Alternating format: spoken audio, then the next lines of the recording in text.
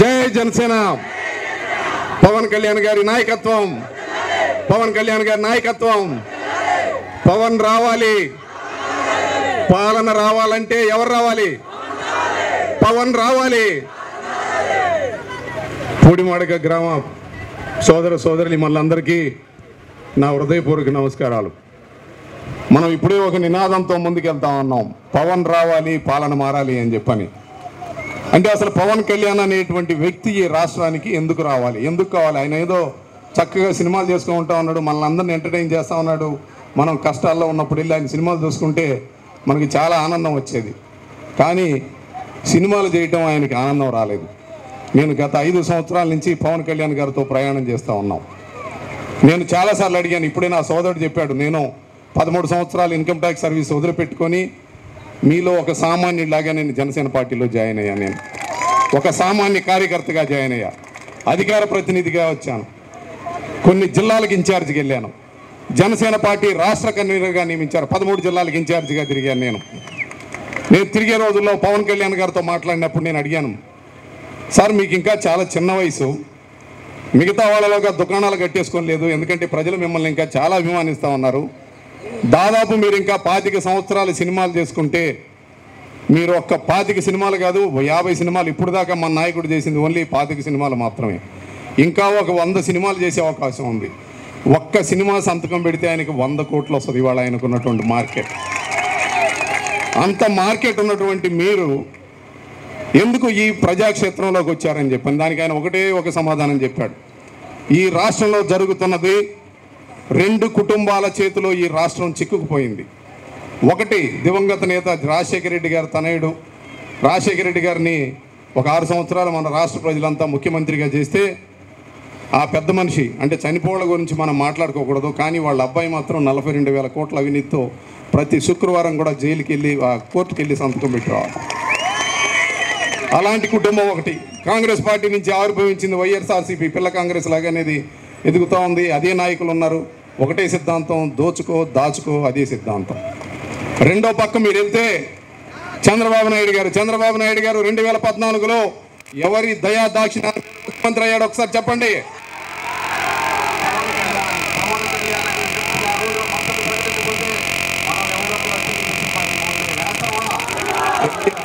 అలా మన నాయకుడు చెప్పాడు కాబట్టి ఒక ఎమ్మెల్యే పదవి కాదు, ఒక ఎంపీ పదవి కాదు, ఏం అక్కర్లేదు మా పార్టీకి. చంద్రబాబు నాయుడు గారికి ఒకటే చెప్పారు పవన్ కళ్యాణ్ గారు, అయ్యా నాకేం అక్కర్లేదు, నాకు మీ కాంట్రాక్ట్ అక్కర్లేదు, మీ డబ్బు అక్కర్లేదు, నీ ఎమ్మెల్యే పదవి అక్కర్లా, ఎంపీ పదవి అక్కర్లా. మా ప్రజలందరూ ఉన్నారు, నిరుపేదలై ఉన్నారు. రాష్ట్రం విడిపోయింది. ప్రత్యేక పరిస్థితుల్లో హైదరాబాద్ నుంచి అర్ధరాత్రి పూట తట్ట బుట్ట సర్దుకొని మనం అందరం కట్టుబట్టలతో మళ్ళీ రాజధాని లేనటువంటి ఒక ఆంధ్రప్రదేశ్కి 5 కోట్ల మంది ప్రజలు వచ్చారు. వాళ్ళకి నువ్వేం చేస్తావో చెప్పు.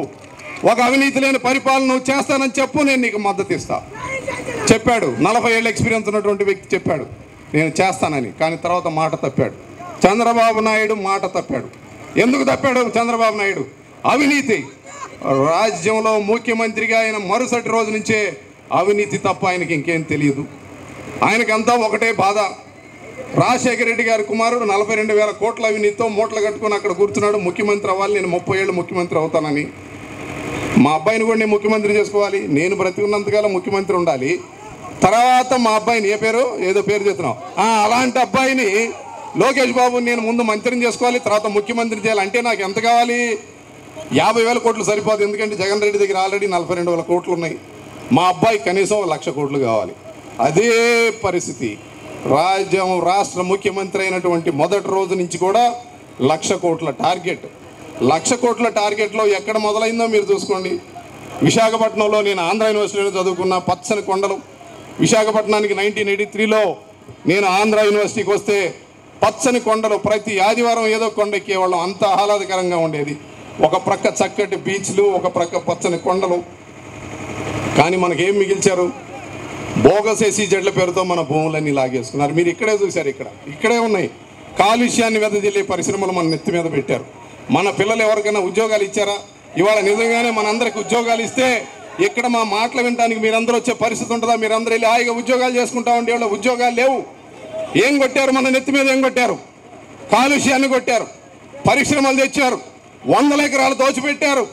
అందులో నుంచి వచ్చే కాలుష్యాన్ని మన నెత్తి మీద పెట్టారు. మత్స్యకారుల సోదరులు వేటకెళ్దామంటే సముద్రంలో చేపలన్నీ చచ్చిపోయినాయి, దూరం పోయినాయి, ఇంకా దూరం పోయినాయి. మన దగ్గర ఏమో నాటు పడవలు ఉన్నాయి, నాటు పడవలకి చేపలు దొరకవు. ఏం చేస్తాం? ఈ రాష్ట్రంలో చంద్రబాబు నాయుడు గారి పరిపాలన అలా సాగింది 5 ఏళ్ళు.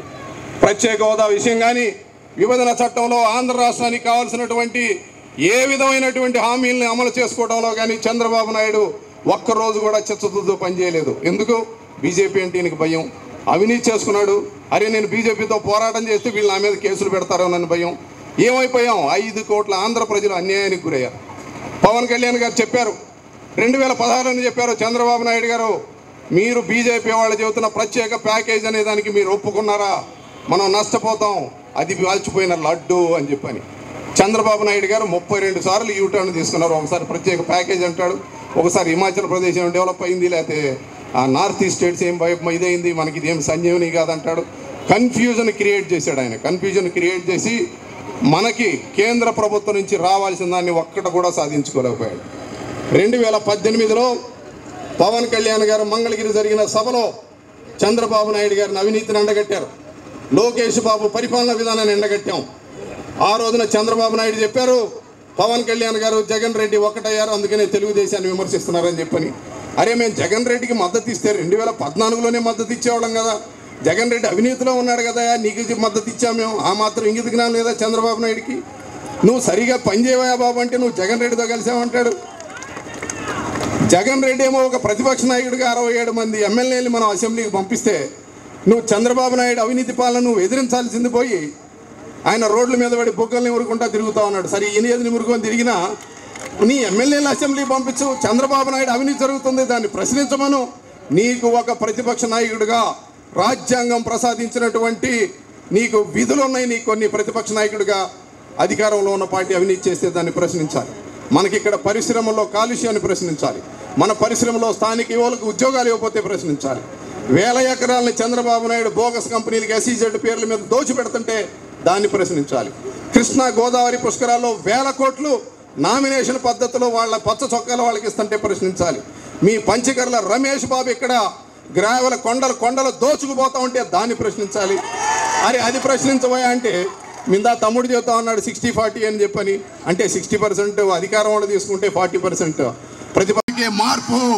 ఆ ప్రశ్నించడానికే పవన్ కళ్యాణ్ కావాలని చెప్పని మనం అడుగుతా ఉన్నాం. అందుకని ఇవాళ రాష్ట్రం మొత్తం పవన్ కళ్యాణ్ రావాలి, ఈ దుర్మార్గుల పరిపాలన అంతం అవ్వాలి, పాలన మారిపోవాలి అనేటువంటి ప్రాథమిక సిద్ధాంతంతోనే మనం ఇవాళ పోరాటం చేస్తూ ఉన్నాం. నిన్న మీరందరూ చూసే ఉంటారు. నిన్న అనకాపల్లిలో, పెందుర్తిలో మన పార్లమెంటరీ నియోజకవర్గంలో ఉన్నటువంటి 2 సభలకు కూడా నేను పవన్ కళ్యాణ్ గారితో పాటు అటెండ్ అయ్యాను. ఒక 7 స్టార్ జీవితాన్ని గడిపే వ్యక్తి ఆయన కావాలంటే ప్రపంచంలో ఎక్కడికి వెళ్ళినా సరే ఒక చార్టర్డ్ ఫ్లైట్ కాదు, ఏది కావాలంటే అలాంటి ఏర్పాటు చేసే ఒక వ్యక్తి నిన్న ఎలాంటి పరిస్థితుల్లో ఉన్నారు చూశారు మీరు. మన కోసం ఆయన తిరుగుతూ ఉన్నాడు. ఎంతకాలం తిరుగుతూ ఉన్నాడు. ఎండ దెబ్బ తగిలింది. సత్తెనపల్లి మీటింగ్కి వెళ్తామంటే హెలికాప్టర్లోనే కుప్పకూలిపోయాడు. ఆయన అర్జెంటుగా అయినప్పుడు విజయవాడలో దింపి హాస్పిటల్కి తీసుకెళ్ళి చేతికి సెలైన్ పెట్టిచ్చేస్తే మళ్ళీ ఆయన నాకు 2 రోజులు ఏముందని చెప్పని నిన్న వచ్చి మళ్ళీ మనకి అనకాపల్లిలో పెందుర్తిలో మీటింగ్ చెప్పాడు. పెందుర్తిలో మీటింగ్ చెప్తా ఉంటే చేతిలో ఉన్న ఆ దాంట్లో నుంచి రక్తం కారుతా ఉంది. అయినా సరే ఆయన భయపడలేదు. ఆయన ఒకటే విషయం చెప్పాడు, నేను అన్నీ వదులుకొని వచ్చాను. ఎవరి కోసం వచ్చాను? ఎవరైతే ఈ రాష్ట్రంలో వాళ్ళ గొంతు వినిపించడానికి కూడా లేని పరిస్థితులు ఉన్నాయో, బడుగు బలహీన వర్గాలు, మత్స్యకార సోదరులు, SC సోదరులు, BC సోదరులు ఎవరైతే ఈ రాష్ట్రంలో జరిగే అభివృద్ధిలో పాలు పంచుకోవడానికి వీలు లేకుండా ఉన్నారో నేను వాళ్ళ తరపున పోరాటం చేయడానికి వచ్చాను. నాకు ఇవన్నీ పెద్ద లెక్క కాదని చెప్పాను అన్నాడు. డబ్బు సంపాదనే ముఖ్యమైతే ఒక్కో సినిమాకి 100 కోట్లు చేసుకునే వ్యక్తికి ఇలాంటి పనులు చేయాల్సిన అవసరం లేదు. డబ్బు దోచుకోవటం జగన్ రెడ్డికి ఇష్టం, చంద్రబాబు నాయుడికి ఇష్టం, పవన్ కళ్యాణ్ గారికి ఉన్నదంతా ఇచ్చేయటం ఇష్టం తప్ప ఏ రోజు కూడా దాచుకునేటువంటి వ్యక్తిగా. అలాంటి వ్యక్తి పార్టీలో నేను 13 ఏళ్ళ సర్వీస్ వదిలిపెట్టుకొని వచ్చిన, అలానే మన సోదరుడు మీకు అందరికీ తెలుసు సుందరపు విజయ్ కుమార్ గత 10 సంవత్సరాల నుంచి కూడా 10 సంవత్సరాల నుంచి యలమంచిలి నియోజకవర్గం కోసం ఎంత పాటుపడ్డాడో తెలుసు. ప్రతిసారి మోసం చేస్తూ వచ్చారు. 2014లో కూడా సోదరుడికి టికెట్ రావాల్సింది లాస్ట్ మినిట్లో వేరే వాళ్ళకి టికెట్ ఇచ్చారు. దానికంతా మనం అనుభవించాం. ఏమనుభవించాం? కొండలు దోచుకున్నారు, కాలుష్య పరిశ్రమలు ఇచ్చారు. మన గురించి పట్టించుకునేవాడే లేడు. పూడిమడక గ్రామానికి కాలుష్యం వస్తే ఏ రోజైనా ఒక్క మంత్రి కానీ ఒక్క ఎమ్మెల్యే కానీ వచ్చి ఇక్కడ మనకి తోడుగా ఎవరైనా ఉన్నారా? ఎవరో లేరు, తోడుగా ఎవరు లేరు. ఎవరున్నారు? ఆ రోజు నుంచి కూడా పదవి ఉన్నా పదవి లేకపోయినా సరే సుందరపు విజయ్ కుమార్ ఉన్నారు. అలాంటి వ్యక్తులు ఇవాళ పార్టీలో ఉన్నాం. మీరు తీసుకోండి, విశాఖపట్నంలో మన జేడి లక్ష్మీనారాయణ గారు, ఆయన ఉన్నటువంటి వ్యక్తిత్వం, మన సోదరుడు సుందరపు విజయ్ కుమార్. అలానే మీరు ఎక్కడికి పోయినా సరే ప్రతి నాయకుడు మన దగ్గర వీళ్ళలాగా దోచుకున్న 100 కోట్ల మూటలక్కర్లేదు మనకి. మనం ఇవాళ కొత్త మార్పుతో కూడిన రాజకీయం కోసం వచ్చాం. ప్రజలందరికీ ఒకటే చెబుతున్నాం, మీరు వాళ్ళు ఇచ్చే 1000 రూపాయలు 2000 రూపాయలకి ఆశపడొద్దు. వాళ్ళు ఇస్తే తీసుకోండి, ఎందుకంటే అది మన డబ్బే. వాళ్ళ డబ్బు మందు దోచారు, వాళ్ళు ఇస్తే తీసుకోండి. కానీ ఎవరికి ఓటేయాలి? ఎవరికి ఓటేస్తే మార్పు వస్తుందో వాళ్ళకే ఓటేయండి. నేను ఒకటే విషయం చెబుతున్నాను, ఈ మధ్య అందరం కూడా మనం రంగస్థలం సినిమా చూసాం. అందులో ఒక పాట ఉంది, ఆ గట్టునుంటావా నాకన్నా ఈ గట్టునుంటావా అని చెప్పని. ఆ గట్టు ఏం గట్టు? అవినీతి గట్టు. చంద్రబాబు నాయుడు, జగన్మోహన్ రెడ్డి అవినీతి గట్టు మీద కూర్చొని మనల్ని పిలుస్తున్నారు. రండి, మీరు ఎటు రండి, మా కోట్లేయండి, మేము దోచుకుంటాం, రండి అంటున్నాడు. ఇటువైపున ఎవరున్నారు? పవర్ స్టార్ పవన్ కళ్యాణ్ అన్నాడు. పవన్ కళ్యాణ్ గారు ఒకటే చెప్పారు, నేను నీతివంతమైన రాజకీయం చేస్తా, మార్పు కోసం రాజకీయం చేస్తా, అన్ని ప్రాంతాల సమగ్ర అభివృద్ధి కోసం మార్పు చేస్తాం. మీరు ఈ గట్టుకు వస్తారా, ఆ గట్టుకు పోతారా? పవన్ కళ్యాణ్ గట్టుకే పోతాం మనం అందరం కూడా. పవన్ కళ్యాణ్, ఇది ఇవాళ ఈ రాష్ట్రంలో ఉన్న పరిస్థితి. మనల్ని ఒకటే చెబుతారు, అరే పవన్ కళ్యాణ్ గారు, జగన్ రెడ్డి చెప్తాడు తెలుగుదేశం పార్టీతో పొత్తు పెట్టుకున్నాడని. తెలుగుదేశం పార్టీతో పొత్తు పెట్టుకునే వాళ్ళం 2014లో సపోర్ట్ చేసినట్టు ఇప్పుడు కూడా డైరెక్ట్గానే సపోర్ట్ చేస్తాం. మేము నీలాగా తప్పుడు పనులు చేయలేదు. ఏది చేసినా దమ్ము ధైర్యంతో ఎదురుగానే చెప్తాం. మేము వెనకచాటుగా చేయం. నువ్వు పోయినట్టు కేసీఆర్ దగ్గర పోవు, నువ్వు పోయినట్టు మోడీ దగ్గర పోయి డబ్బులు తెచ్చుకొని వాళ్ళు రాజకీయం చేయాలని చూడడం.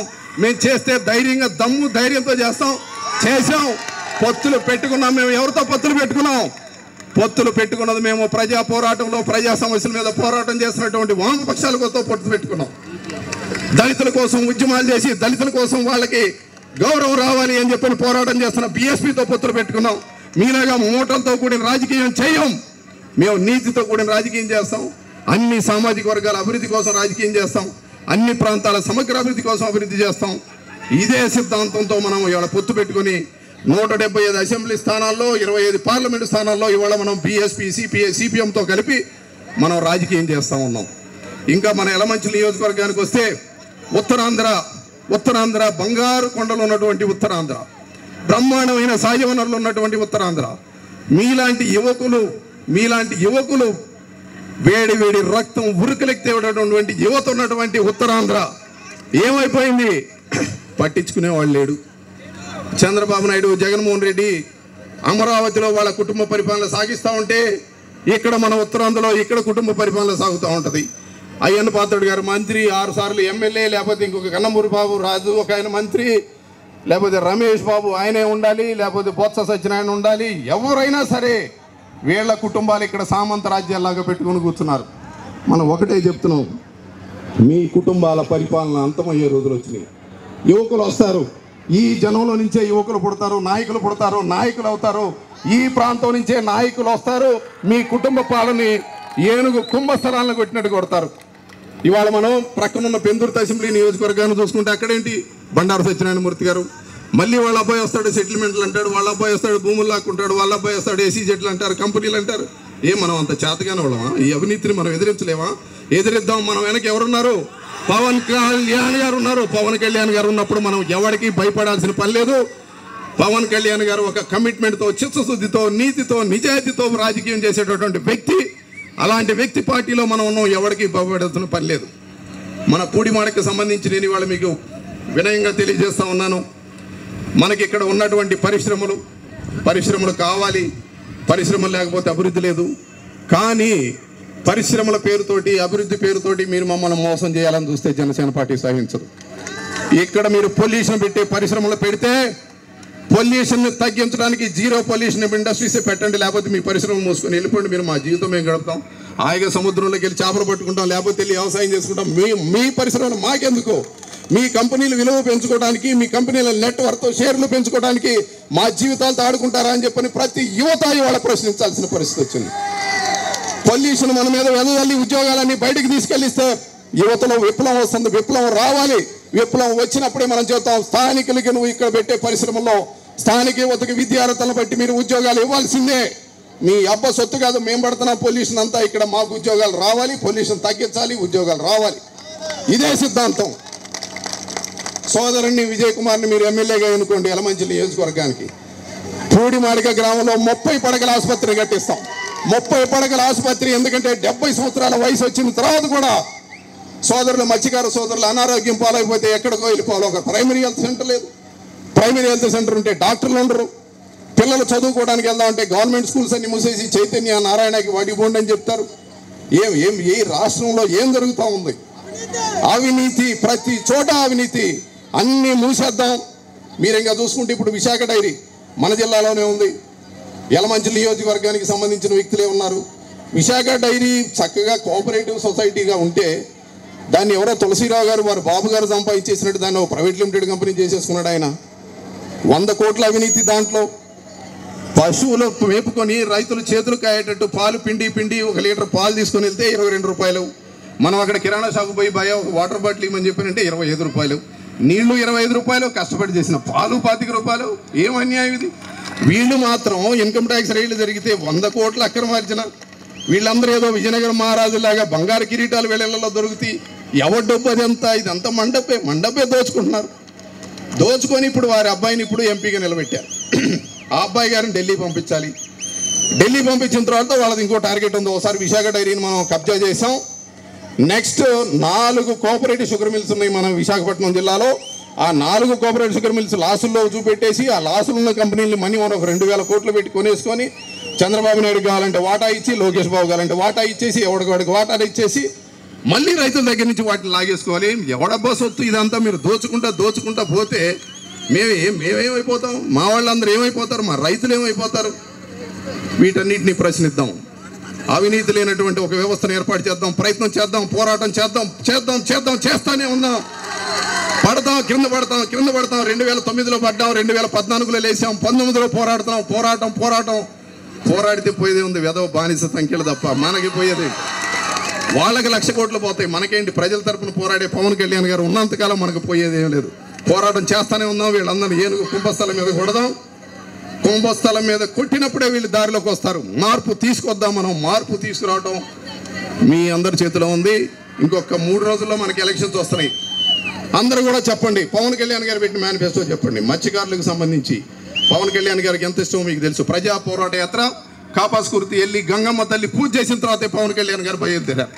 ఎందుకంటే మత్స్యకారులు ఈ సమాజంలో విశాఖపట్నానికి దగ్గరలో ఉన్నా కానీ వారు పెరుగుతున్న పరిస్థితులు, భూమి మీద ఉండే తక్కువ, సముద్రంలోకి వెళ్ళిపోవాలి, వలలు లాగి నడువులు పోతాయి. 40 ఏళ్ళు వచ్చేటప్పటికి 60 ఏళ్ళ వయసు వస్తుంది. కంటి చూపు తగ్గిపోతుంది. వాళ్ళ గోడు వినేవాళ్ళు లేరు. వాళ్ళ కోళ్ళు స్టోరేజ్లు కావాలంటే కట్టరు. జట్టీలు, ఫిషింగ్ జట్లు ఉంటే వాటన్నిటిని ప్రైవేట్ పోర్టులు పరం చేస్తారు. జట్టీలు కట్టమంటే మళ్ళీ కట్టరు. ప్రైవేట్ పోర్టులు మాత్రం కట్టేస్తూ ఉంటారు. ఎవడబ్బా సొత్తు? ఈ కోస్ట్ అంతా కూడా మత్స్యకారులకు సంబంధించింది. మత్స్యకారులకు వీటి మీద హక్కు ఉంటుంది. జట్టీలు కట్టాలి. చేపలు పట్టుకోవడానికి వెళ్ళడానికి మరపడవలు కావాలి. మరపడవలు కొనడానికి వడ్డీ లేనటువంటి రుణాలు ఇస్తాం. అలానే చేపలు పడటానికి, వేటకి వెళ్ళడానికి లేని సమయంలో రోజుకి 500 రూపాయలు భృతి ఇవ్వాలని చెప్పని మేనిఫెస్టోలో పెట్టుకున్నాం. ఇది నిబద్ధత. అంటే ఇది నిబద్ధత. ఏ వర్గానికి కూడానో మనం ఈ రాష్ట్రంలో వెనుకబడతానని గురి కాకూడదు. వాళ్ళందరూ కూడాను జరుగుతున్న అభివృద్ధిలో భాగస్వాములు కావాలి అని చెప్పని మనం పోరాటం చేస్తా ఉన్నాం. ఆశీర్వదించండి. మీరంతా ఆశీర్వదించండి. పవన్ కళ్యాణ్ గారిని ఆశీర్వదించండి. అనకాపల్లి పార్లమెంట్ అభ్యర్థిగా చింతల పార్థసారథిని నన్ను ఆశీర్వదించండి. పార్లమెంట్లోకి పోతా, మీకోసం పోరాటం చేస్తా, మీ వాణి వినిపిస్తా. మీ కష్టాలు తీర్చడానికి కేంద్ర ప్రభుత్వం నుంచి నడుము వంచి మెడలు వంచి తీసుకొని వస్తాం నిధులు ఇక్కడికి. సోదరుడు విజయ్ కుమార్ని యలమంచిలి అసెంబ్లీ నియోజకవర్గ అభ్యర్థిగా ఎమ్మెల్యేగా పంపించండి. పోరాడతాడు. స్థానిక ఉద్యోగాలు మనకే రావాలని, వలసలు ఆగిపోవాలి. ఇక్కడి నుంచి అందరం ఇక్కడే ఉండాలి. ఉద్యోగాలు ఇక్కడే రావాలి. పోరాడతాం. ఇద్దరం కలిసి పోరాడతాం. మీరందరూ ఆశీర్వదించండి. ఇవాళ ఈ సమయంలో, తక్కువ సమయంలో ఇక్కడ ఇంత చక్కటి ప్రోగ్రాం ఆర్గనైజ్ చేసినటువంటి సోదరులందరికీ మరొకసారి హృదయపూర్వక నమస్కారాలు తెలియజేసుకుంటూ, మనం ఒకటే ఒక సిద్ధాంతం, మనది ఒకటే ఒక సిద్ధాంతం. పవన్ కళ్యాణ్ రావాలి, పాలన మారాలి. పాలన మారాలంటే పవన్ కళ్యాణ్ రావాలి. అన్ని ప్రాంతాల సమగ్ర అభివృద్ధి జరగాలి. వలసలు నివారించాలి. ఉత్తరాంధ్ర నుంచి మొట్టమొదటిసారిగా మనం ఒక ముఖ్యమంత్రిని పంపించుకునే అవకాశం వచ్చింది. సోదరుడు విజయ్ని ఎమ్మెల్యేగా పంపిద్దాం మనం అసెంబ్లీకి. పవన్ కళ్యాణ్ గారిని అమరావతిలో ముఖ్యమంత్రిగా కూర్చోబెడదాం. జై జనసేన, జై జనసేన. పవన్ కళ్యాణ్ గారి నాయకత్వం, పవన్ కళ్యాణ్ గారి నాయకత్వం. జై హింద్.